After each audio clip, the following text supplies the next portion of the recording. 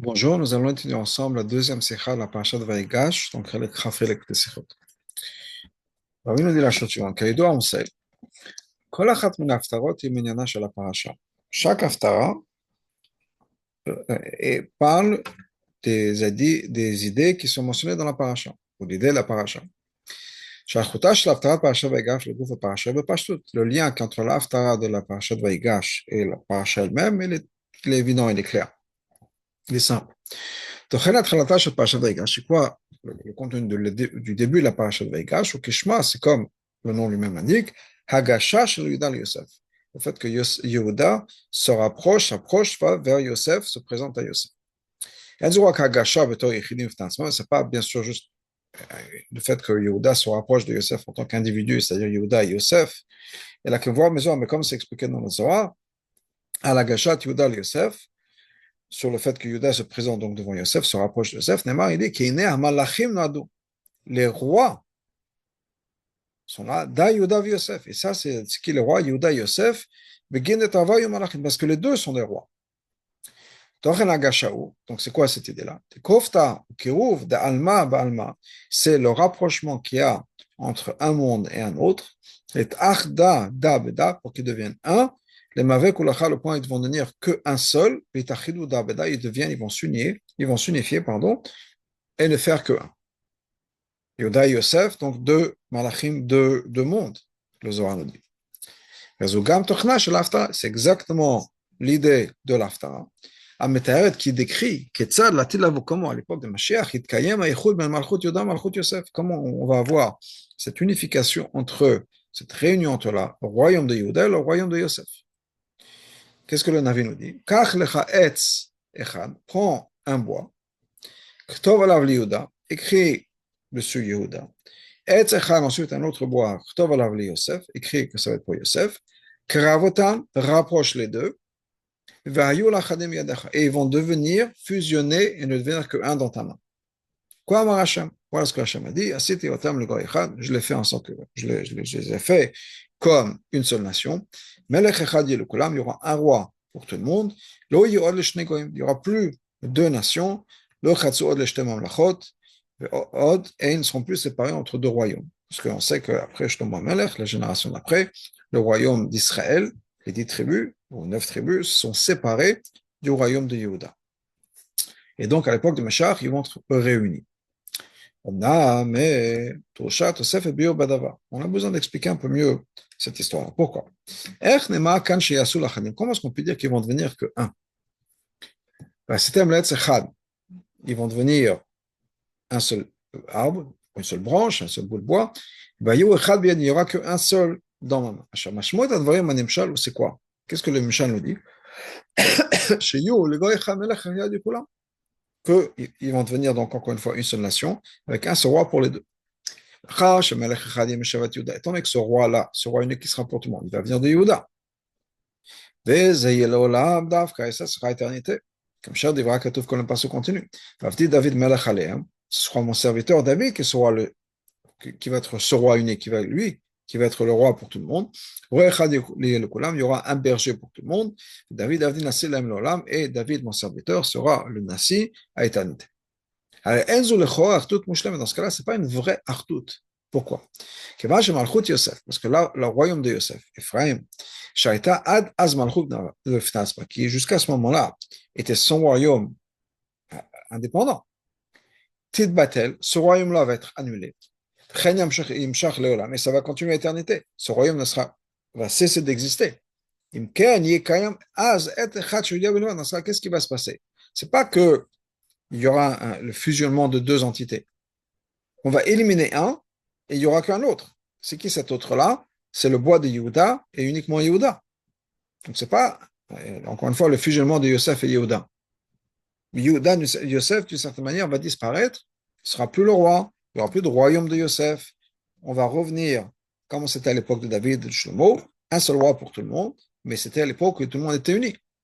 Donc, le malchut de Yosef, c'est-à-dire les 10 tribus qui ont été séparées mais qui étaient indépendantes pendant très longtemps, vont cesser d'exister en tant que royaume même. Donc on peut dire, on pourrait dire que cette possibilité, qui est que même à l'époque de Mashiach, on pourrait toujours avoir 2 degrés de royauté.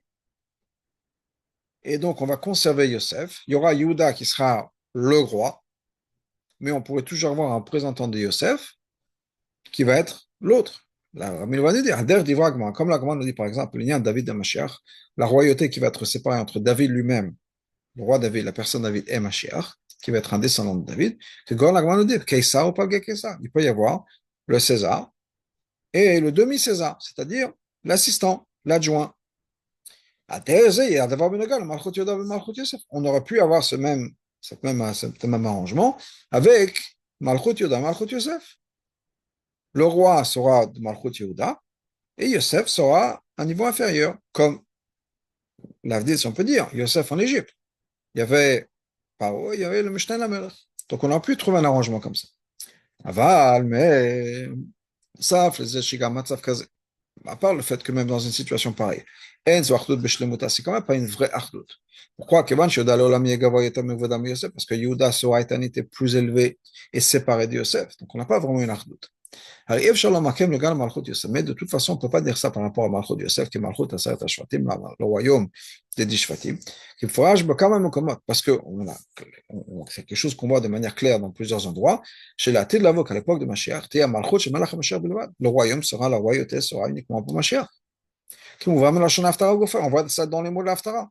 Melech Echad Yelekulam, il y aura un seul roi, ou Echad Yelekulam, un seul berger. Donc on ne peut pas dire il y aura un roi et son adjoint. Non. L'Aftara nous dit clairement un seul. Donc on ne peut pas trouver cet arrangement. Le fait qu'on trouve dans Hazal, la mode Mashiach ben Yosef, qu'il y aura Mashiach ben Yosef, ce ne sera pas au même moment que Mashiach ben David. Avant. Avant que Mashiach ben David devienne le roi. Donc de toute façon, il n'y aura pas une achdout au moment du royaume de Mashiach. Il n'y aura pas d'achdout, de vraie achdout. Comment c'est possible qu'on parle d'achdout? Et de le Zohar parle d'achdout.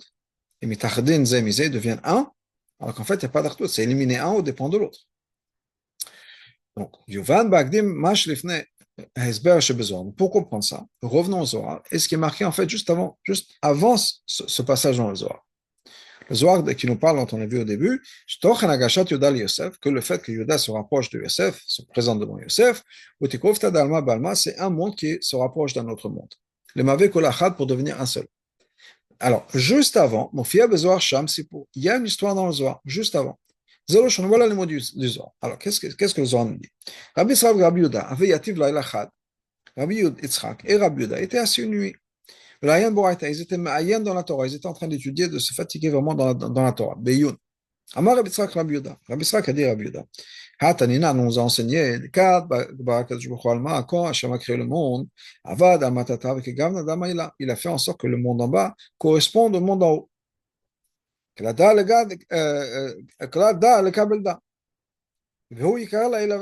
donc, les deux sont parallèles, et la gloire d'Hachem, elle est en haut et en bas. Ça, c'est Rabbi Yitzchak. Amar Rabbi Yuda. Rabbi Yuda, c'est comme ça.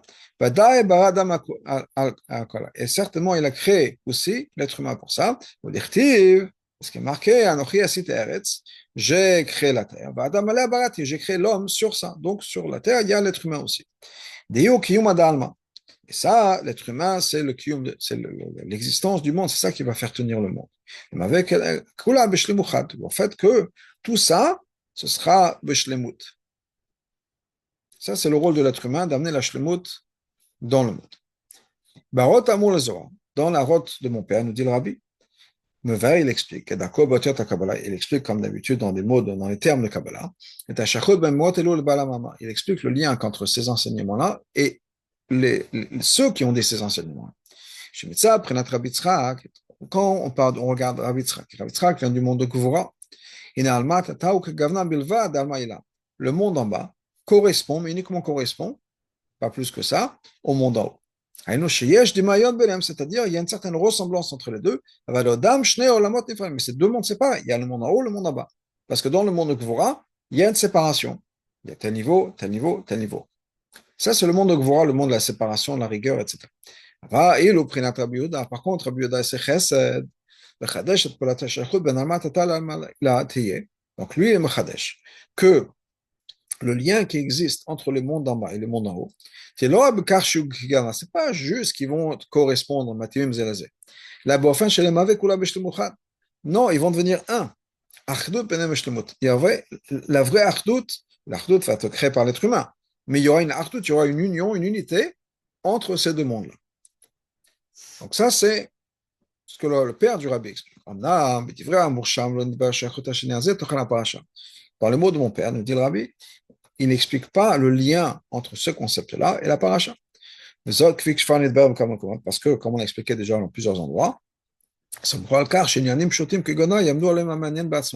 que des choses qui sont tellement évidentes, les gens vont comprendre par eux-mêmes et ils vont comprendre par eux-mêmes. Ou dans la 18, le rabbin nous dit ou bien se reposer sur des choses qui sont déjà imprimées que, que dans le bizoir du Al-Mu'amsa'i. En tout cas, il n'a pas écrit. Une des raisons pour laquelle le père du rabbi n'a pas développé les idées qu'il a mentionnées, les choses évidentes qu'il a mis de côté, c'est parce que tout simplement, il n'avait pas de papier, d'encre pour imprimer. Trouver des petits bouts de papier, trouver de l'encre, c'était tout. Mais sur Nefesh, on connaît l'histoire de Rabbi Trana qui faisait de l'encre avec des herbes, etc. Donc c'était très compliqué. Et il écrivait sur les marges, donc il avait vraiment du papier. Le papier pour écrire, c'est extrêmement limité. Et donc, ce qui était évident, clair, etc., il n'a pas écrit, il a uniquement les chidouches. Donc, la même chose par rapport à nous dit de Rabbi, je reviens à ce que je disais, c'est qu'il y a quelque chose d'évident que le père du Rabbi n'a pas expliqué, qui est quel rapport avec cette histoire-là et l'histoire de Juda et Yosef. Les mondes que les mondes ont été créés, est-ce qu'ils sont vraiment séparés, est-ce qu'ils correspondent, est-ce qu'il y a une union, etc. Donc, donc la même chose chez nous. On comprend très, très facilement le lien qui est entre la paracha et cette histoire du Zohar, parce que c'est marqué juste après. C'est-à-dire, la chal s'est posée après cette histoire que Rabbi Yitzhak Yehuda est en train d'étudier. Pour voir besoin, on explique tout de suite dans le Zohar, on nous ramène dans le Zohar. C'est quoi l'histoire de Yehuda qui se rapproche de Yosef? C'est le rapprochement entre ces deux mondes-là. Les Ma'avek ou l'Achad pour devenir un seul. Comme Rabbi nous dit, que le monde en bas et le monde en haut se rejoignent et ne font que un. Donc, le rapport et le lien, il est évident. Donc, basé sur ça, on peut revenir et on peut dire la chose suivante. La raison pour laquelle nous Zohar nous ramène cette histoire avant de parler de Yuda et Yosef, ce sont deux mondes qui se rapprochent. C'est pas juste pour nous ramener une autre histoire, un autre concept. On voit aussi cette idée de Kiruv, entre deux mondes séparés. Donc on a une autre référence sur le même concept. Non. Parce que cette idée-là, d'union qui va se mettre en place entre les mondes inférieurs et le monde supérieur, dont on a parlé dans cette histoire entre Rabbi Yehuda et Rabbi Yitzhak, c'est important pour pouvoir comprendre ce qui s'est passé quand Yehuda se rapproche de Yosef. Qui est un monde qui se rapproche. Et maintenant qu'on a cette approche-là, on peut comprendre aussi pourquoi est-ce que le Zohar donne une autre introduction, pas juste le fait qu'il y a un vort, si on peut dire, qui a été dit par Rabbi Yitzhak et Yehuda. Mais on nous dit que quoi? Ils étaient assis une nuit, et ils étaient en train d'être me'ayem dans la Torah. Ils regardaient profondément, ils étudiaient vraiment avec attention la Torah. On a besoin d'expliquer cette histoire. Le fait qu'à ce moment-là, Rabbi Yitzhak et Rabbi Yehuda ont échangé des mots de Torah. Oui, parce qu'un dit Hachem a créé le monde, qui sont parallèles, l'autre qui a dit oui, mais par l'être humain, on arrive à une achdout. Donc, ils sont en train de parler de mots de Torah. Donc, même là, on comprend bien sûr, ils sont en train d'étudier la Torah. C'est exactement ce qui est en train de se passer. Qu'est-ce que le Zohar vient nous dire en disant, en nous disant comme introduction, qu'est-ce qui s'est passé? Qu'ils étaient en train d'être me'ayem dans la Torah. Qu'est-ce que le Zohar essaie d'exprimer? On sait qu'ils sont en train d'étudier la Torah. Donc, si le Zohar nous dit qu'ils étaient en train d'étudier la Torah, c'est qu'il y a quelque chose, le Zohar veut nous faire passer un point, partager quelque chose.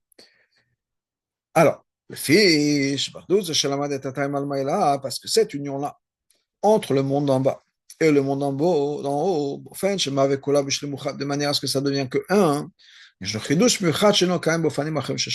quelque chose de particulier ici qui n'existe pas dans d'autres cas de paix et d'union. Et si on veut vraiment accomplir ça, vraiment parler de cette fusion, de cette artout qui va se passer à ce moment-là, on a besoin de quelque chose ici. On a besoin on a besoin d'avoir une introduction, les Aen Boraita, d'être Me'ayen dans la Torah. Pirouche, ça veut dire quoi? Premièrement, d'avoir caché la Torah, il faut que ça passe par la Torah. Et deuxièmement, pas juste la Torah, c'est que ça passe par un iyun dans la Torah. Et Guiab Torah, se fatiguer, investir dans l'étude de la Torah, quel kamat c'est fait comme on va voir plus tard dans ces faits. Quand, et quand on a cette achdut qui va venir par la Torah, et qui va venir par le iyun dans la Torah,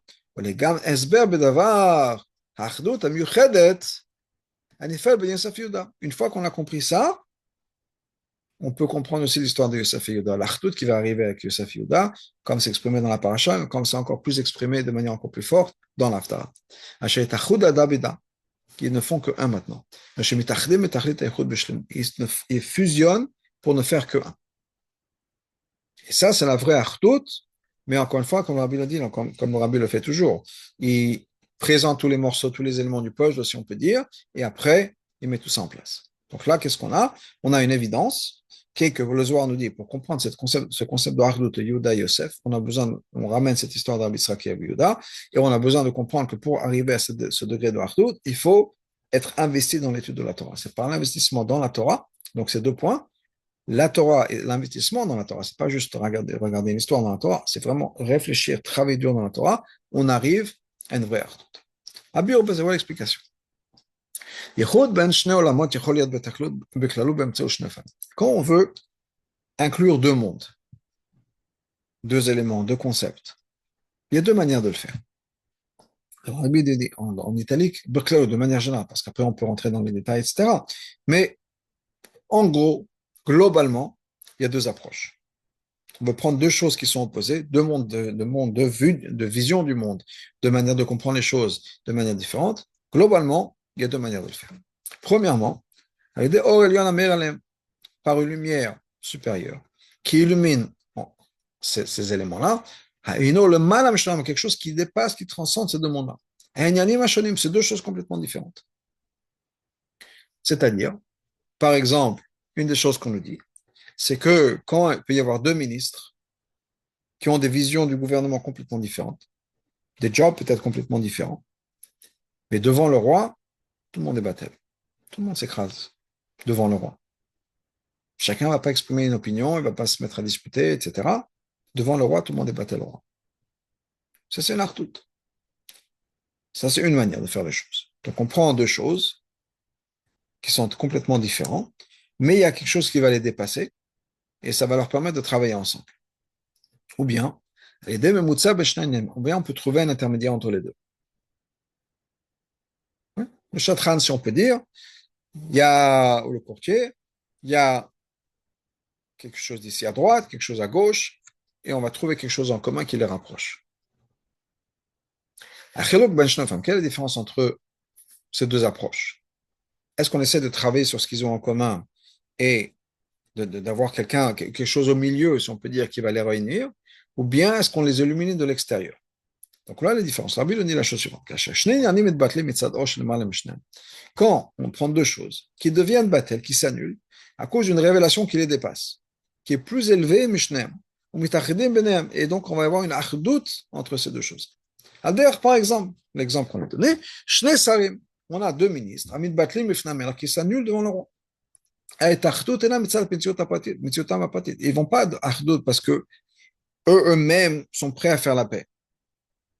C'est-à-dire, il y a deux ministres qui s'embrouillent, mais devant le roi, ils s'écrasent. Ça ne veut pas dire qu'ils ont changé.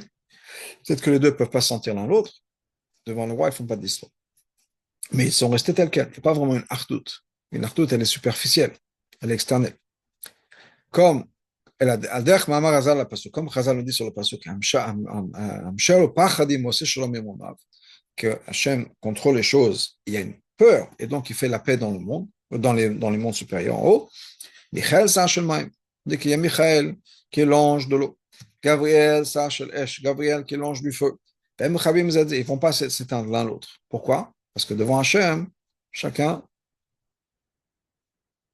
tout va bien. On ne dit rien, on ne s'exprime pas. Pourquoi? Parce qu'Hachem fait la paix entre les deux. Parce qu'il y a une tellement grande révélation d'Hachem. Donc, à cause de cette révélation, l'ange de l'eau et l'ange du feu ne ressentent pas leur metsiout. Ils sont complètement battus devant Hachem. Ils ne sont plus eux-mêmes. Et donc, ils oublient tellement, ils ne sont plus eux-mêmes, ils oublient qu'ils sont devant Hachem. Et donc, ce qui les rend différents, c'est-à-dire leur identité, devient complètement battel. Il n'y a plus rien ils sont plus différents. Mais c'est quelque chose, encore une fois, qui est imposé, qui vient de l'extérieur et qui est superficiel. Oula, mais bon, de cette manière-là, Achdut et Achdut Beshlemut, ce n'est pas une vraie Achdut. Parce qu'en fait, le feu et l'eau ne deviennent pas un. Le feu et l'eau restent du feu et de l'eau. Et ça va pas ensemble. L'union provient du fait uniquement, c'est parce que chacun se ressent, quand ils ressentent le roi, quand ils ressentent Hachem, ils ne se ressentent plus eux-mêmes en tant que tels, en tant qu'entité indépendante, avec son identité propre, le fait qu'un c'est de l'eau et l'autre c'est le feu, ils sont complètement battels, et donc, devant Hachem, ils cessent d'exister. Théorie, si on peut dire, ils sont plus devant Hachem, ben, on retourne au même problème. Donc ça, c'est une manière de faire d'Achdut.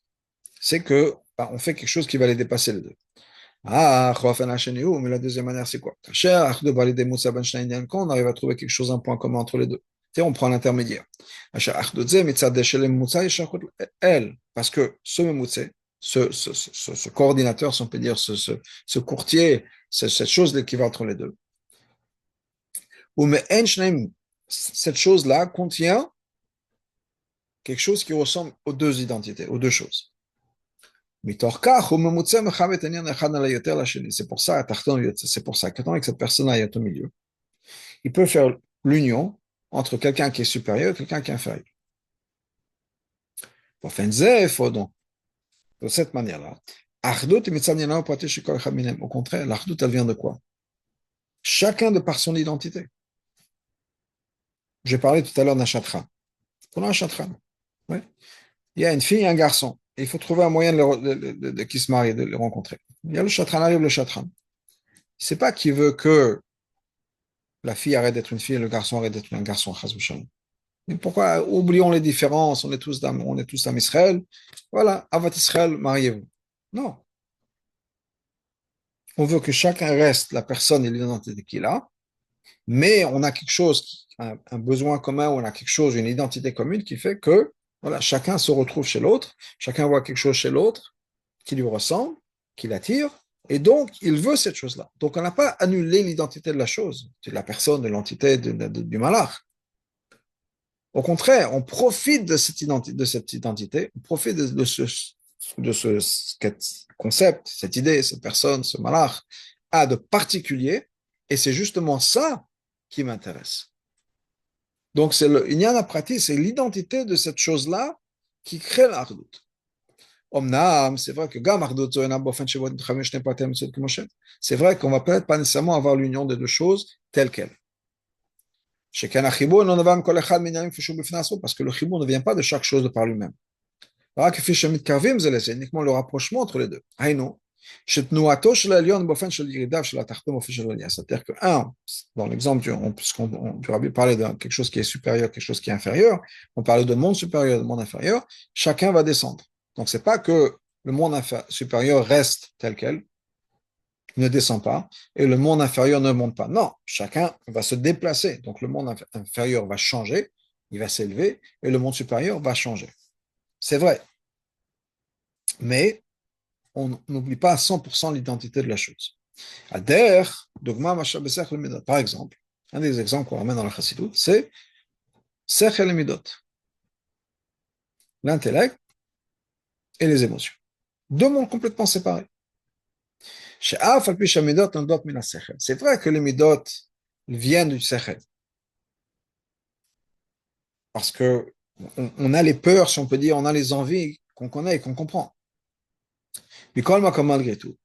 Étant donné que le sech et le midot, ce sont au bout du compte deux mondes complètement différents, le monde de l'émotion et le monde de l'intellect, de la raison. Et en vérité, c'est même deux mondes opposés l'un à l'autre. Parce que le sechel, c'est quoi le concept du sechel? C'est d'être calme et posé. Alors que les midot, c'est l'émotion, c'est la passion. C'est l'opposé justement du calme posé. Comment est-ce que le midot arrive à sortir du sechel? Il y a un intermédiaire. C'est quoi cet intermédiaire? Il y a ce qu'on appelle les midot dans le sechel, c'est-à-dire des émotions, mais qui sont pour l'instant des émotions intellectuelles. Je sais que je devrais vouloir cette chose-là. Intellectuellement, ça m'attire. Je ne vais peut-être pas nécessairement changer ma vie, parce que là, on est dans le monde des midot, mais en tout cas, je sais que je devrais. Il y a une certaine passion intellectuelle. Et c'est à ce niveau-là que le sechel et les midot vont se rejoindre. Une passion intellectuelle qui nous permet à l'intellect, à la raison, au sechel, d'évoluer et de nous donner naissance ensuite à une vraie passion. Vrai dans le sens, c'est s'exprimer, c'est juste la passion. Et ça va permettre au monde de la passion de se ressourcer dans la raison. Maintenant, ce lien-là n'est pas purement intellectuel. Et pas non plus purement émotionnel. On est dans un niveau où le sechel s'oublie un peu. C'est pour ça qu'on est dans le monde de la passion intellectuelle. Et des fois, on peut être complètement pris dans un argument, dans une discussion, dans un débat intellectuel. On oublie complètement d'être calme et posé. On est complètement dans la passion. Et ça nous permet d'avoir des émotions. Et on n'est pas non plus dans l'émotion complètement, on n'est pas amoureux ou bien rempli de peur. Ça reste dans le monde de l'intellect, de la raison. C'est-à-dire, ce lien qui va se mettre en place entre deux choses. Pas en particulier quand on parle de monde supérieur et monde inférieur. Mais on ne peut pas vraiment avoir un vrai lien à 100%. Parce qu'encore une fois, comme on l'a dit, ça va se passer d'une manière ou d'une autre. Si on parle d'une révélation qui vient d'une lumière supérieure, comme on avait dit, Hachem devant Gabriel et Michael, donc qu'est-ce qui se passe? La paix, elle est juste globale. Parce qu'il y a quelque chose en commun qu'ils ont, c'est quoi? Ils sont battus devant Hachem. Au niveau personnel, ils restent séparés. Un, c'est l'eau et l'autre, c'est le feu. Mais il y a quelque chose qui les dépasse, qui fait qu'ils sont battus. On a une cause qui fait qu'on va mettre de côté nos disputes, notre indépendance, notre identité, pour la cause. Donc ça, c'est une manière d'Ardout qui n'est pas parfaite. Mais d'Ardout de l'autre côté. Quand on parle d'un chibou qui va se faire avec ce Memutsa Mechaber, on va retrouver les points communs. C'est pas vraiment chaque chose telle quelle. Ce qui est en haut arrête d'être en haut et descend vers le bas, comme le sechel vers les midot. Et le tarton n'est pas vraiment le tarton, le vrai tarton. Donc, on n'est pas 100% là. C'est vrai qu'on rentre dans un monde où l'identité est plus importante que dans le premier cas. Mais chacun a dû changer. Donc, malgré tout, ça peut nous amener quand même une vraie ardout. Car au point où cette madriga du bas, qui va devenir un ou une avec la madriga du haut, c'est-à-dire que le Elion va pouvoir rester le Elion.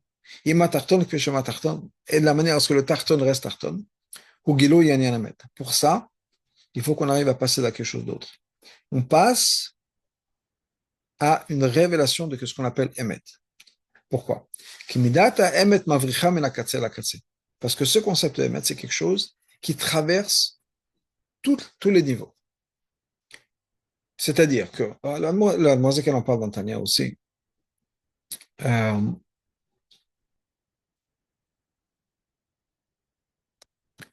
qui est que dans chaque chose, il y a une quota de vérité. Il y a des choses qui sont relatives, il y a des choses qui sont vraies. Cette nekuda de vrai, de vérité, on peut la retrouver dans plusieurs choses. Et quand on arrive à ressortir ce émet, là, on peut y avoir une vraie achdout. Parce que, au bout du compte, je vais simplifier, mais au bout du compte, tout est Hachem.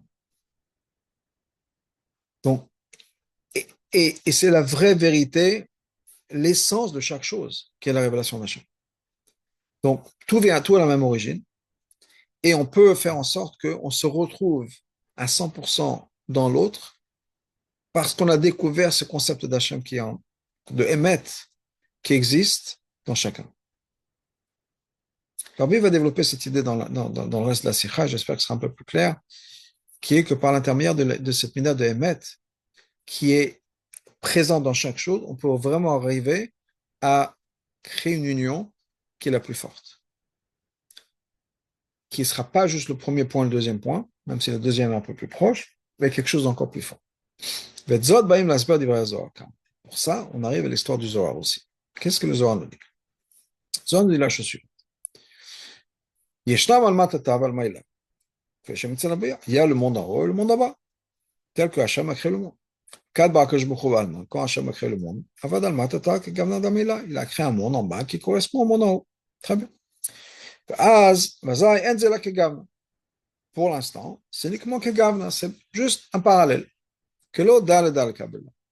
C'est pas qu'ils sont vraiment unis, mais ils se font face, on peut dire, ils sont parallèles. Et le monde en bas, le monde inférieur, et le Keli peut recevoir du monde en haut. Ils se correspondent. Mais comment est-ce qu'on peut arriver à faire en sorte que ça devient vraiment un? Ça s'est fait par le fait que Abisra Kibuda est en train d'étudier dans la Torah. Be'iyun, le yun dans la Torah. Qu'est-ce que ça veut dire? La Torah, la Torah, c'est le concept de Emet. Donc, la Torah, c'est quelque chose qui, comme on avait dit pour le Emet, c'est quelque chose qui va à travers tous les niveaux. La vérité, c'est quelque chose qui est éternel. Quel que soit le concept, c'est que pour que quelque chose existe, il faut qu'il y ait cette graine de vérité. Il faut que ce soit touché à la vérité. Pourtant, il peut y avoir différentes sortes de vérités, si on peut dire. Il y a une vérité ponctuelle. Voilà. Moi, j'enregistre ça, c'est lundi soir, il est 10h10 du soir. Okay? C'est vrai. Maintenant, dans une minute, il sera 10h11. Donc, ce sera plus vrai. Maintenant, quand je l'ai dit, c'était vrai aussi. Mais 10h11, quand je dis que c'est 10h10, alors que ça va passer en 10h11, bah, ce que j'ai dit aura passé. Quand je dis que ce soir, on est lundi soir pour moi, bon, ça va durer un peu plus longtemps, j'ai plus de temps. Mais ce n'est pas une vérité, c'est une vérité qui va durer, disons, 12 heures. Ou ça va être la nuit de lundi à mardi. Okay? Je ne fais pas la semaine, du mois, etc. Il y a des choses qui sont vraies pour un certain moment. Ou dans certaines circonstances. Mais la vérité, avec un V majuscule, c'est quelque chose qui est à tous les niveaux. Mais il y a, encore une fois, il y a un concept, donc quelque chose qui est vraiment vrai, ça doit être universel. Si ce n'est pas universel, ce n'est pas vraiment vrai. Donc ça veut dire qu'on va retrouver, quel que soit le degré, on va retrouver la vérité. Donc la Torah, c'est le concept de vérité. Et donc, elle est donc partout. Parce que si à un endroit, il n'y a pas la vérité, c'est qu'il manque. Donc, du niveau le plus haut au niveau le plus bas. Et c'est à ce moment-là, et par l'intermédiaire de la Torah, qu'on arrive à révéler la vérité de chaque niveau. C'est quoi la vraie existence de chaque monde, de chaque degré, de chaque niveau? C'est Hachem. Parce qu'il n'y a rien d'autre à part Hachem. Mais ça, c'est vrai dans tous les mondes. Dans chaque monde, la vraie vérité de l'existence de chaque chose, on peut dire effectivement, Atzilut, c'est tel et tel monde. Bria, c'est tel et tel monde. Mais il y a une vérité absolue, qui est Hachem. un homme elvado. Mais et de chaque existence, au niveau de Bria, au niveau de Yetzira, au niveau d'Asiya, chaque chose qui existe, pourquoi? Parce qu'Hachem est révélé à l'intérieur de chaque chose. Donc, donc c'est quoi la vraie vérité? Qu'est-ce que le monde attend de nous? Et qu'est-ce que la Torah essaie de nous aider? La Torah le fait, à nous de comprendre. C'est de révéler dans chaque chose comment chaque chose est un milvado. Mais dans chaque chose, chez Galezot Goufa, chez un milvado, dans l'identité du fait que dans le monde, je ne sais pas, il y a des pierres, il y a des animaux, il y a des grenouilles, il y a des girafes, il y a des lions, il y a des vaches, il y a des moutons, il y a des fleurs rouges, il y a des fleurs bleues. Comment chaque chose, chaque une fleur rouge, une fleur bleue, une fleur verte, etc. Tout ça, en tant que tel, c'est un homme Milvado. D'où est-ce qu'on peut le savoir? Dans la Torah. On étudie la Torah, que ce soit la Chassidoute, que ce soit autre chose, et on comprend et on apprend que tout ce qui se passe dans le monde, chaque émotion, chaque moment, chaque grain d'herbe, etc., tout ça, c'est un homme Milvado à Sacha. Mais il faut que cette vérité-là, que la Torah exprime, soit absorbée dans le monde. Balma, il a dans le monde en haut et dans le monde en bas. C'est vrai que c'est une réalité, mais est-ce qu'on en est conscient? Comment est-ce qu'on peut faire en sorte que le monde prenne conscience de cette réalité? Ça se fait par l'être humain. C'est le rôle du peuple juif. De révéler cette vérité qui est la vérité intrinsèque du monde, mais de la révéler par l'intermédiaire de la Torah. C'est pour ça que le Zohar nous introduit le fait que ces Tanaïm-là, ils étaient assis une nuit en train d'être me'ayen dans la Torah. Parce que par l'intermédiaire de cette Yigia Torah, les efforts qu'ils ont investis dans la Torah, l'Ayen, pourquoi? Ça veut dire quoi? C'est qu'on met de côté son soi-même, son déconfort, sa fatigue, sa faim, sa soif, etc. Et on travaille, on est à la Torah. Par ça, on peut devenir un keli dans la Torah. Donc, ça veut dire quoi? Moi, j'ai mon a priori, si on veut dire mon biais dans mon étude. Oui? Avant de commencer à étudier quelque chose, il peut y avoir des choses qui bloquent. Une histoire d'un Moazaken qui avait rencontré quelqu'un qui n'étudiait que Rashi. Le Moazaken lui a dit, pourquoi tu n'étudies pas Tosfot? Il a dit, Rabbi, je ne comprends pas Tosfot.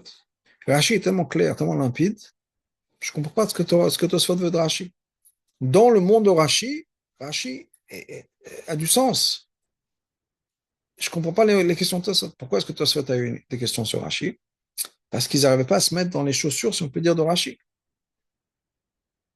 Donc, vu de l'extérieur, il y avait des choses qui clochaient. Mais s'ils arrivaient à rentrer dans le monde intérieur de Rashi, de comprendre comment Rashi étudiait la Sugya, voyait les choses, etc., ils n'auraient pas eu de questions.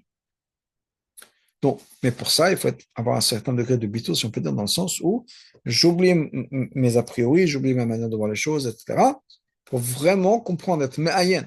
Donc, c'est ça ce que l'Arbi dit, le bitou, je le mets de côté complètement. Quand j'arrive à faire ça, j'arrive à révéler les mains dans la Torah. Pas ma vision du Hémet, mais le Hémet.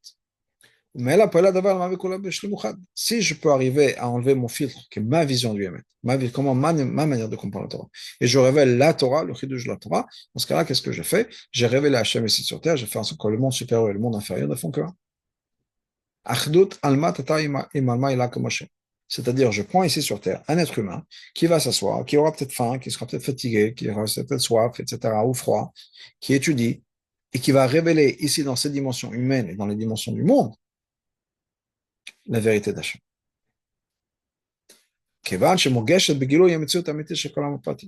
Et encore une fois, on révèle l'Hachem, mais dans le monde. C'est pas qu'on oublie, il n'y a pas de monde, oubliez le monde. Non, le monde existe. Et dans ce monde-là, tout est Hachem. Maintenant, donc qu'est-ce qu'on arrive au concept de Achdut? On va revenir à la cité de l'Achdut là, qui est que la vraie Achdut, c'est quoi? C'est quand on arrive à révéler l'essence même des choses, les différences ne sont plus un obstacle. Au contraire, on peut avoir une vraie union sans obstacle. Parce que l'union vient de l'intérieur. Donc on est chacun, je donne un exemple, le Rabbi parle de Malachim, je donne un exemple de Shluchim. Oui. Quand il y a des Shluchim qui travaillent, les Shluchim dans le monde, chacun a son style. Il y a des gens qui parlent, il y a des gens qui savent écrire, il y a des gens qui sont remplis d'énergie, il y en a qui sont plus calmes, etc. Mais quand on travaille tous, je ne parle pas depuis tout le 770 devant le Rabbi, ouais. Je parle chacun dans sa Shluchut dans le monde entier. Mais quand on révèle le concept de Chabad dans le monde, la Shluchut, etc., on va voir que oui, le shliach qui est un peu foufou, et le shliach qui est plutôt calme et pensé et réfléchi, et le shliach qui sait bien écrire, le shliach qui sait bien chanter, tout ça, ça ne fait que exprimer une seule vérité. C'est 6500 manières d'exprimer cette vérité-là. Et la manière, la même chose, l'autre échelle, qui est que tout ce qui se passe dans le monde, les événements, les grains de sable, les brins d'herbe, les animaux, etc., tout ça, c'est des milliards et des milliards de façons d'exprimer un homme Milvado. Et ça, c'est la vraie Artout. Que le monde entier, c'est une seule idée. C'est l'expression d'Hachem qui va s'exprimer de milliards de manières différentes. Et là, c'est une Artout. Parce que tout d'un coup, on voit le point commun qu'il peut y avoir entre un oiseau, un brin d'herbe, un grain de sable, un être humain, coincé dans les embouteillages, tout d'un coup, tout crée une unité dans le monde, puisque tout tourne autour d'une seule chose, Hachem. Donc, après Kolana, il va gagner Nagashat Yuda le Sabaton pour reprendre l'histoire de Yuda et Yosef. Shetochnaou, c'est quoi l'histoire? Comme on a dit plus tôt, c'est Krofta d'Alma Balma. C'est un monde qui se rapproche d'un autre, et Tachta da Beda pour ne faire que un, la Bev et Kulacha. Au Bagdim. Donc, introduisons l'idée suivante. Il y a deux enseignes. On connaît la différence qu'il y a entre la Voda de Yosef et de Yuda, niveau d'Avodat Hashem. Yosef représente le monde de l'étude. Yuda représente le monde de l'action. Maïtama. Et pour cette raison, Mizman de nos jours, Yosef Yosef est un degré supérieur à Yehuda. Donc, c'est pour ça qu'on voit dans notre histoire. Hagashat Yuda et Yosef, c'est Yehuda qui va se déplacer, c'est Yehuda qui se rapproche de Yosef. Et ça correspond à la conclusion de l'Agmara, qui est Talmud Gadol, que de nos jours, l'Agmara pose la question de savoir qu'est-ce qui est plus grand, l'étude ou bien l'action. L'Agmara nous dit Talmud Gadol, l'étude c'est plus important. Alors qu'à l'époque de Mashiach, Yaman Yuda, le Malam Yosef, Yuda sera supérieur à Yosef. David, ce sera mon serviteur David qui va être le roi sur eux, sur Yosef et Yuda. Pourquoi? Les fiches a-t-il parce qu'à l'époque de Mashiach, ça va révéler la mala de l'action, mais Gadol, et l'action sera supérieure à l'étude. On a besoin d'expliquer ça, de comprendre ça. Pourquoi est-ce que l'étude est plus importante? Et que la Gemara, le fait que la Gemara nous dit que Talmud Gadol. Pourquoi? La Gemara continue en disant pourquoi. Le fiche Talmud me vit les massés parce que l'étude amène à l'action. Mais là, donc on a les deux. On a l'étude et l'action quand on étudie. Il a les deux malot. L'étude et l'action. C'est mouvant, on comprend que l'appel a-t-il à l'époque de Mashiach. Quand on nous dit qu'à l'époque de Mashiach, l'action sera plus importante, puis au cherche à Masé Gadol Yoter, c'est-à-dire que l'action sera encore plus importante. Non, mais la Talmud n'est pas juste de l'étude par elle-même. La gamme de Talmud fait chocolat, mais même le Talmud qui inclut l'action, puisque la Gemara nous dit que le Talmud, c'est pourquoi est-ce que le Talmud est plus grand? Parce que ça inclut l'action, ça nous amène à l'action. Donc les deux ensemble, on a les deux. On a l'étude puis l'action, parce qu'automatiquement, ça va nous amener à faire quelque chose. Donc comment est-ce que l'action seule peut être plus importante que l'étude et l'action?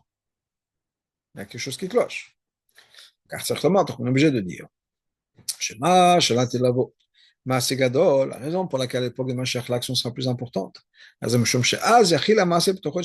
qu'en fait, l'action à l'époque de Mashiach va contenir les deux, Maaseh et Talmud. Et Talmud encore plus que ça. Parce que ça, on peut l'avoir déjà de nos jours. À l'époque, de nos jours, le Talmud, l'étude nous amène à l'action. À l'époque de Mashiach, sera l'opposé. Par l'intermédiaire de l'action, on aura la mala de l'étude. Shlema, Abiobzes, qu'est-ce que ça veut dire? Pour comprendre ça, il faut introduire une question. Si on dit que on peut faire sans l'étude, ou bien l'étude va venir après l'action, comment est-ce que les gens peuvent faire des choses, des mitzvot, avant même de l'avoir étudié? Puisqu'on dit que l'étude va venir après l'action. Donc, c'est-à-dire qu'on est censé faire des actions sans avoir étudié. Comment est-ce qu'on sait quoi faire? Donc, il faut dire, qu'est-ce qui va se passer à l'époque de Mashiach? Qu'est-ce qui va se passer? On a les prophéties qui nous disent qu'à l'époque de Mashiach, tout ce qui est cet esprit d'impureté va disparaître de la terre. Au même là, donc automatiquement. La possibilité d'avoir un Yetzera qui va nous forcer à faire quelque chose d'autre, aussi ça va disparaître. L'honneur d'Hachem va être révélé, et toute chair va voir que Hachem dit qu'Hachem parle. Au point où une figue, par exemple, va se mettre à crier s'il y a quelqu'un qui veut la ramasser pendant Shabbat. Il va dire non, c'est Shabbat. Car on n'aura pas besoin d'avoir étudié la halachot de Shabbat pour savoir qu'on ne peut pas manger une figue Shabbat, on ne peut pas l'accueillir pendant. Et on sera tellement aligné avec Hachem, ce sera aussi automatique, de manière qu'un enfant ne va pas mettre la main dans le feu. Ou bien un animal ne saute pas dans le feu. On n'a pas besoin d'apprendre ça, les enfants, et automatiquement, ils le font. Ils amènent leur main vers le feu, c'est chaud, ils reculent la main. C'est quelque chose qui vient de l'intérieur. C'est inné. Pourquoi? Parce qu'on n'a pas dit de ça. Il n'y a rien qui va bloquer. C'est comme pour comprendre l'autre de manière automatique. Pourquoi est-ce qu'on a du mal à comprendre les autres? Parce qu'il y a des choses qui bloquent. Il y a mon ego qui bloque. C'est quoi mon ego? Mon identité. Je suis tel que je suis. Et donc, j'ai ma manière de voir le monde, j'ai ma manière de penser, j'ai ma manière de réfléchir, etc. Donc, je ne peux pas automatiquement comprendre l'autre. J'ai besoin de faire des efforts, j'ai besoin de me mettre dans la peau de l'autre, dans la réflexion de l'autre, etc. C'est-à-dire, j'ai besoin d'éliminer mon ego pour pouvoir comprendre l'autre. Et c'est un travail à faire. Mais s'il n'y a plus d'ego, de manière négative, c'est-à-dire, il n'y a plus de moi qui me bloque de l'autre. Il y a moi, parce que je suis moi. Mais ça ne m'empêche pas de comprendre l'autre. Dans ce cas-là, automatiquement, on sait quoi faire. Automatiquement, on comprend l'autre. On va voir Torah Chassidut. Chassidut, on nous explique. La raison de la personne qui dit que l'action, c'est plus important. Parce qu'il y a un débat dans la Gemara. Il y a une opinion qui dit que c'est Maaseh Gadol, une opinion qui dit que c'est Talmud Gadol, et la halacha, comme on l'a dit, c'est que Talmud Gadol. Donc, c'est quoi l'opinion de la personne qui dit que Maaseh Gadol? L'action, c'est plus important. C'est pas uniquement parce que l'action du mitzvot. Mais Maaseh, ça vient de ce terme-là qui est aussi Maasin, une expression de l'agma, Maasin al-Azdaka, on force l'Azdaka, il n'y en a que faire, se forcer. Maaseh mitzvot, dans l'action des mitzvot, je regarde ce que là, si le rabbin ramène quelque chose, donc l'action des mitzvot, en vérité, c'est pourquoi? Parce qu'on accepte le Malchut Shamayim, le jour d'Hachem. C'est s'imposer, si on peut dire, ou se baisser devant la volonté d'Hachem. Et donc, Maaseh Gadol, l'action est plus importante. Parce que cette action-là de bitul, de se forcer à faire quelque chose qu'à la base on ne voudrait pas, il y a une malache, et ça, on trouve dans l'action, c'est quelque chose qui vient du Etzem Nefesh. Chez le mal, quelque chose qui dépasse l'entendement. C'est-à-dire, il y a quelque chose, et on a tous, je pense, cette expérience d'une manière ou d'une autre, où pour comprendre, on a besoin d'agir. Je vais vous donner plein d'exemples. Okay? Ça peut être des fois des calculs, des additions, des multiplications, des divisions. Oui? On peut le faire dans la tête, mais c'est beaucoup plus facile si on prend un stylo et un papier, on agit. Ou bien, quand on veut se rappeler certaines choses, le fait de listes, des invités pour Shabbat, des courses, le fait même d'avoir fait l'action, ça vous aide à vous rappeler. Il y a dans l'action quelque chose qui est encore beaucoup plus puissant que le sechel. Je prends un exemple dans le sens inverse, qui est l'expérience des bébés avant qu'ils puissent parler ou puissent comprendre ce qui se passe.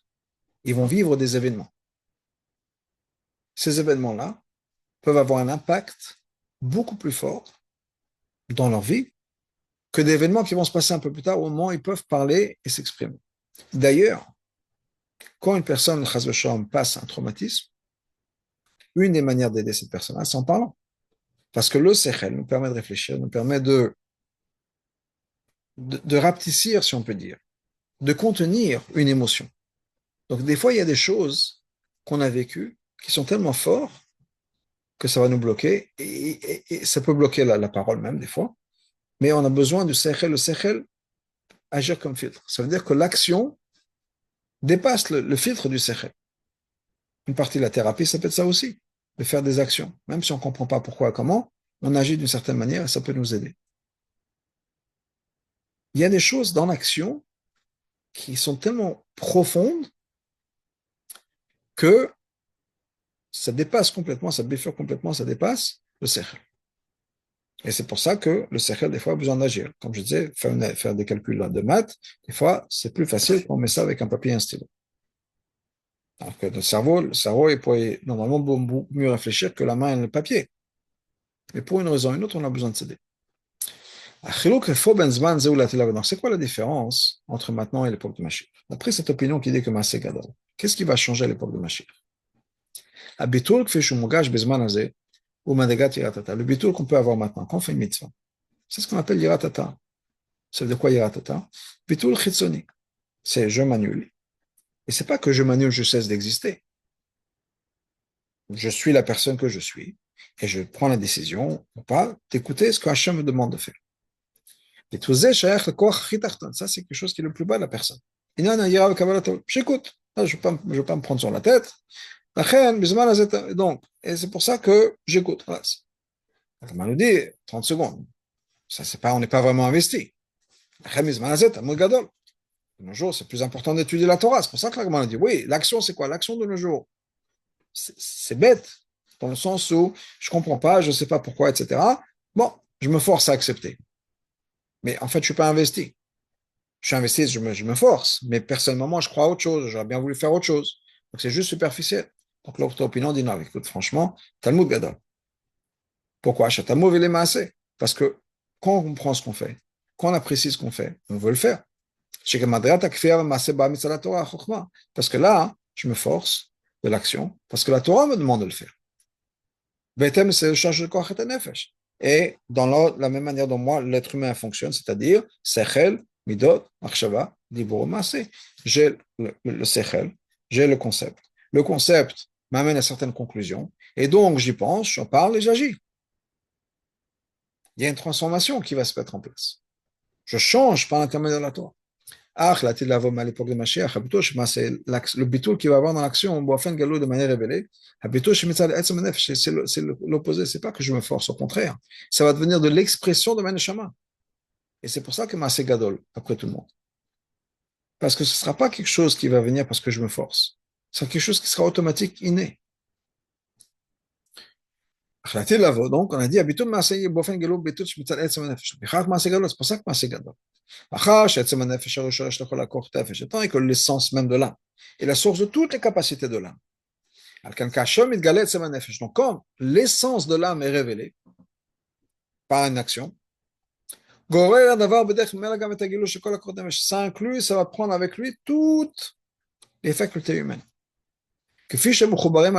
Comme c'est lié à la source qui sont quand on a dit plus tôt, dans le paragraphe plus tôt, dans l'action, ça peut être aussi l'action, ça me touche à l'essence même de mon âme.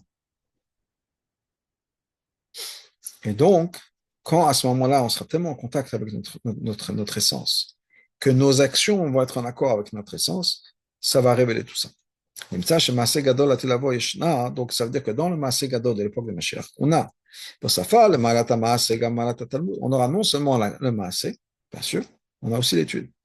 Parce que l'étude va suivre le Maaseh. Comme l'exemple que j'ai donné quand on écrit quelque chose, on fait des calculs sur un bout de papier, l'action amène avec le sechel. Et termes encore plus que ça. C'est l'étude, mais c'est pas juste l'étude de manière intellectuelle. C'est l'étude qui va ressortir, qui va jaillir de l'essence même de mon âme. Et puis c'est basé sur ça. On peut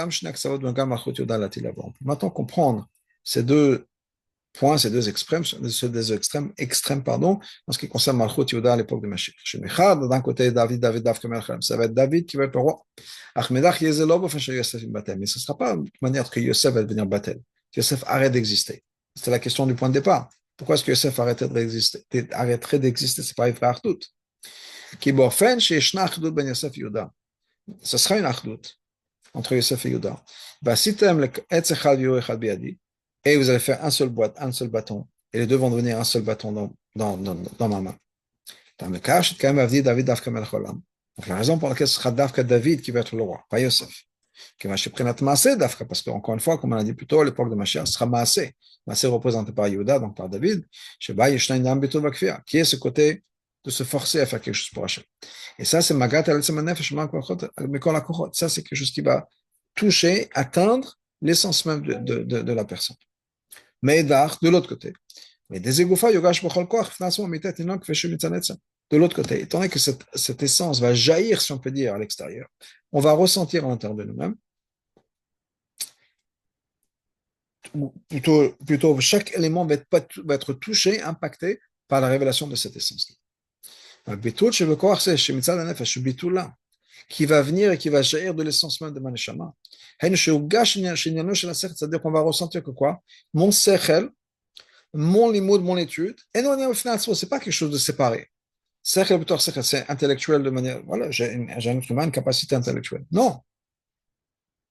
Et la kfishu chelek ça va être évident que mon sechel n'est qu'une partie de mon âme, et donc automatiquement, on n'est là que pour servir Hachem. Donc, automatiquement, on va étudier la Torah. Parce que ce sera la révélation de mon essence. Et donc, on va faire la 57, on est en train de continuer.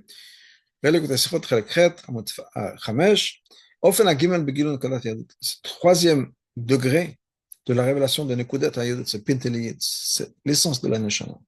Chez Naasa Kol Metsioto, que ça devient mon identité. C'est-à-dire que mon intellect, ma raison, fonctionne en fonction de ça. Ma raison automatiquement est alignée avec l'essence de mon âme. C'est plus j'ai ma raison, j'ai mes midotes, etc. Je réfléchis, j'arrive à une conclusion. Non, il n'y a même plus de conclusion. C'est automatiquement, mon sechel trouve la logique, si on peut dire, ou vit cette logique. Fait l'expérience de cette logique de manière automatique. Et il pense comme un sechel de Neshama. Donc je reviens dans le texte. Donc à cette époque-là. C'est pour ça qu'à ce moment-là, il y aura la vraie Achdut. Ça va devenir que. Encore une fois, on avait dit tout à l'heure pour le monde, on peut revenir, on a parlé de la personne, on peut parler maintenant de ce qui se passe entre David et Yosef. Ou Yehuda et Yosef. Dans le monde, on avait dit que quoi? Quand on arrive à retrouver cette Nekuda d'Hachem Echad, et dans Milvado, on va comprendre, tout va avoir du sens dans sa vie, dans le monde. Il n'y a pas un monde où il y a ces événements-là, il y a l'Akdusha, il y a la Klippa, il y a les oiseaux, il y a les arbres, il y a les voitures, il y a mon patron, il y a ma vie, il y a mes enfants. Et tout ça, c'est des mondes différents. Si on arrive à vivre de l'intérieur, à révéler le coup dans le monde, on peut vivre une vie, tout fonctionne en accord. Ma neshama, ou la révélation d'Hachem dans le monde, s'exprime par l'intermédiaire de mon patron, des oiseaux, des arbres, de ma vie de famille, des voitures, des embouteillages, et de ce qui se passe des guerres ici et là. Tout ça, c'est que la révélation d'une unité cosmique. Et j'arrive à voir le monde de cette manière-là. C'est-à-dire que quand quelque chose qui se passe, ma réaction, c'est automatiquement quelque chose qui est relié au divin. C'est évident que c'est Hachem qui est responsable de tout. Et donc, automatiquement, il y a une leçon à apprendre, il y a quelque chose à faire, etc. Quel que soit l'événement, je me retrouve en vacances quelque part à la montagne, c'est parce que Hachem le veut. Hachem a créé la montagne, Hachem a créé, Hachem. Donc, automatiquement, ma réflexion, c'est, OK, c'est Achdut et Elokut. Même chose dans ma vie à moi. On va parler maintenant de Yehuda et de Yosef, Maaseh et Talmud. Il peut y avoir l'étude et l'action. L'étude, c'est une étude intellectuelle. J'atteins mon sechel, et les actions, c'est les actions. Mais il peut y avoir quelque chose d'autre qui sont les deux, sont l'expression de mon identité juive de Maneshama. Et ça ne fait que un. C'est ça exactement le message de Yehuda Yosef. Les deux, chacun à sa manière, Maaseh et Talmud, ne sont l'expression que d'une seule vérité, Hachem. Et donc, bien sûr qu'il y a une union parfaite. Et cette union va se faire par le Maaseh, parce que c'est encore plus dans le Maaseh qu'on retrouve la révélation de ce Etzem que dans le Talmud. Non. Kacher, les marques et Talmud et les Maaseh. Quand on nous dit que le Talmud amène à l'action, c'est vrai qu'on aura les deux. Si l'étude nous amène à l'action, donc on étudie, on y aura l'action. Très bien, on a les deux. Mais ça reste deux choses séparées. Mais étant donné que l'étude nous amène à l'action, Talmud Gadol, donc le Talmud est plus grand, donc le Talmud, l'étudier, c'est encore plus important. Maintenant, quand je fais ma Gemara pour aller faire Metzaïm, pour faire Mincha, c'est deux choses différentes. Je fais ma Gemara et maintenant je vais faire une mitzvah. C'est deux mondes différents. Et Talmud Gadol. Mais quand on arrive à révéler par l'intermédiaire de l'action, le bitul essentiel et profond inné, qui est Maneshama, automatiquement ça va révéler dans tout mon être mon essence. Il n'y a plus deux parties de moi-même ou trois parties de moi-même, etc. Il n'y a pas le moi qui mange, le moi qui fait des mitzvot, le moi qui étudie. Il y a un seul moi. Dans ce cas-là, tout est uni et unifié autour d'une réalité essentielle qui est Maneshama. Et tout va se mettre en accord avec ça. Et donc, ça va être la même chose par rapport à Malchut David à l'époque de Mashiach. C'est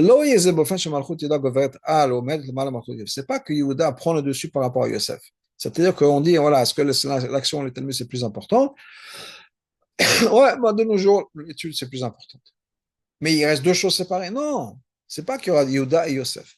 C'est c'est une seule chose. Mais pourquoi est-ce que ce sera une chose? Parce que ça va venir d'Avdi David, mon serviteur, le Bitul. David Avdi, Nassi, Lahem Lolam, ce sera David, mon serviteur, qui sera le Nassi à éternité. Et sa royauté ne sera pas d'une manière, il va prendre le dessus, sera la Gava. Au contraire, le Bitul, que David Aviv, comme David, Mashiach va être un roi, comme David. Avec l'humilité, le degré le plus profond d'humilité. Comme dans le Rambam me dit, s'il y aura un roi de la maison de David, qui va être complètement impliqué dans la Torah, on sait que David est impliqué dans les mitzvot comme David son père. Que David a vu. Donc c'est non seulement les mitzvot qui vont être comme David a vu. Mais même l'étude de la Torah va être avec Iga et Bitul, va être comme David, comme Yehuda. Et donc ce sera de ça qu'on parle. C'est l'union des deux malot, qui est Tamo qui est Yosef et Maaseh qui est Yehuda.